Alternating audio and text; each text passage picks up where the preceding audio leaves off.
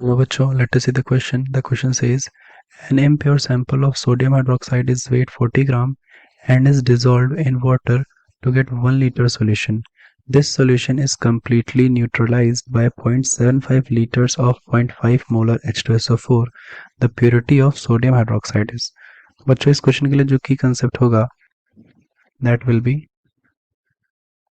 be mole concept. ठीक है. अब इस क्वेश्चन में सबसे पहले कहा गया कि इम्प्योर सैंपल है सोडियम हाइड्रोक्साइड का जिसका वेट कितना है 40 ग्राम्स है. तो यानी कि मास ऑफ NaOH हमको दिया गया ऑलरेडी बच्चों कितना है 40 ग्राम्स. और हमको पता है मोलर मास कितना होता है. मोलर मास ऑफ NaOH कितना होता है बेटा, ये होता है 40 ग्राम्स पर मोल. ठीक है ना. और हम देखेंगे यहाँ पे क्या कि यहाँ पे क्या होता है बच्चों, the ratio the number of moles, क्योंकि यहाँ पे क्या दिया गया है, since the number of moles of NaOH is equal to the ratio of its molar mass, ratio of its mass to molar mass. ठीक है ना. therefore नंबर ऑफ मोल्स कितना हो जाएगा बेटा, number of moles of NaOH हो जाएगा 40 ग्राम. Sample में हमें दिया गया है और मोलर मास कितना है 40 ग्राम्स पर mole. This will be equal to 1 mole. ठीक है ना. तो 1 मोल NaOH आ गया. तो देयरफॉर मोलैरिटी अगर हम पहले यहाँ पे फाइंड करेंगे तो मोलैरिटी क्या हो जाएगी बेटा, मोलैरिटी हो जाएगी numbers of moles of solute upon volume of solvent. Volume कितना होगा 1 लीटर होगा. This will be equal to 1 molar.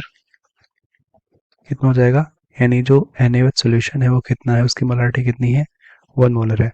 अब हमसे पूछा गया बच्चों यहाँ पे क्या कि यहाँ पे हम क्या कर रहे हैं, इस सॉल्यूशन को कंप्लीटली न्यूट्रलाइज किया जाता है 0.75 मोलर NaOH सल्फ्यूरिक एसिड से. तो हमको क्या पता है बच्चों, सल्फ्यूरिक एसिड दैट इज क्या होता है H2SO4 होता है. इसकी रिएक्शन कराई जा रही है सोडियम हाइड्रोक्साइड से. तो यहाँ पे क्या होगा, यहाँ पे बनेगा हमारा सोडियम सल्फेट, न्यूट्रलाइजेशन रिएक्शन होगा ना, और साथ में वाटर बन जाएगा. रिएक्शन को बैलेंस करने के लिए हमने यहाँ पे 2 से मल्टीप्लाई कर दिया. बात करते हैं यहाँ पे क्या दिया गया बच्चों में 0.75 लीटर्स. 0.75 लीटर्स मीन्स कितना होता है, 0.75 लीटर्स मीन्स 750 ml हमें दिया गया सल्फ्यूरिक एसिड जिसकी मोलैरिटी है 0.5 molar.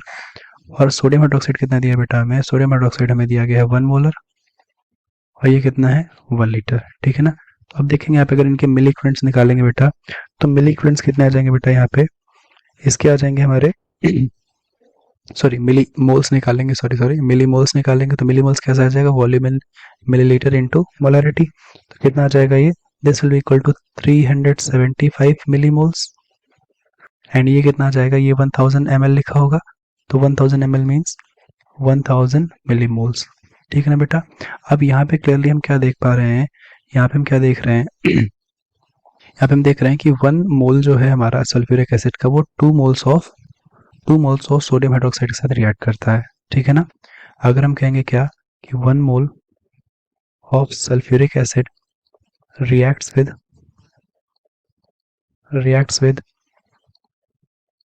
2 moles of sodium hydroxide. ठीक है ना. तो दिस इंप्लाइज हमारे पास मोल्स कितने 375 मोल्स हैं.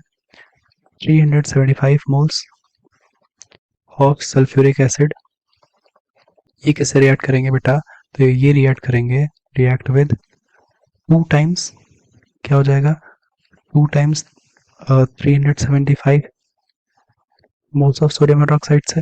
ठीक है. यानी कि कितना आ जाएगा बेटा, this will be equal to, इसको जो मल्टीप्लाई करेंगे ये हमारा आ जाएगा 750 मोल्स, या यहाँ पे मिली मोल्स की बात करें तो मिली मोल्स लिख लेते हैं यहाँ पे हम. ठीक है ना. 750 मिली मोल्स. तो यानी कि जो हमारा H2SO4 पूरा तो खत्म हो जाएगा, बट यहाँ पे क्या बच जाएगा हमारा सोडियम हाइड्रोक्साइड बच जाएगा. तो therefore milli moles of sodium hydroxide remaining कितना हो जाएगा,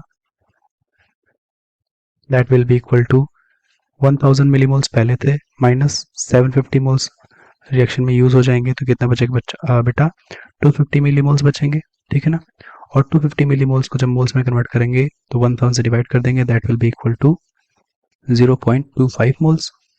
ठीक, अब 0.25 मोल्स मीन्स बेटा क्या हो जाएगा, इसकी मोलैरिटी क्या हो जाएगी, therefore molarity of remaining solution जिसमें NaOH बचेगा that will be equal to 0.25 molar, है ना बच्चों, 0.25 मोलर। तो देयरफॉर यहाँ पे क्या पूछा गया बच्चों, परसेंटेज प्योरिटी पूछी गई है। तो परसेंटेज प्योरिटी कैसे निकालेंगे हम यहाँ पे, परसेंटेज प्योरिटी, तो अभी रिमेनिंग जो हमारे पास मोलरिटी वो कितनी बच्चों, दैट इज बची हमारे पास 0.25 मोलर बचा है। पहले कितनी मोलरिटी थी इनिशियली, वो थी 1 मोलर, मल्टीप्लाई कर देंगे परसेंटेज के लिए 100 से, तो ये कितना आ जाएगा बेटा, that will be equal to 25%, यानी कि जो प्योरिटी होगी NaOH की आफ्टर न्यूट्रलाइजेशन वो कितना हो जाएगा बेटा, that will be 25%। Option A is the correct answer बच्चों। I hope you understood, best of luck.